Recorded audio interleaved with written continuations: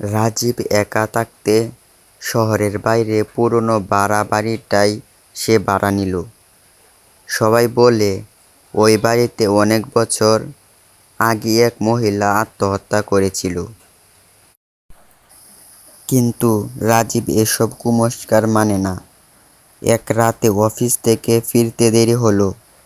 বাড়ি ফেরার মাত্রই বারান্দায় ভেজা পায়ের ছাপ, যেন কেউ হেঁটে গিয়েছে। অবাক হয়ে চারপাশ দেখল, কেউ নেই। দরজা ভেতর থেকে বন্ধই ছিল। মাথা ঘুরছিল, তবুও ভেবেছিল হয়তো নিজের ভুল। কিন্তু রাত গভীর হলে ঘরের কোণা থেকে কারো কান্নার শব্দ শুনতে পেল রাজীব। রাজীব সাহস করে লাইট জ্বালালো। ঘর একদম খালি।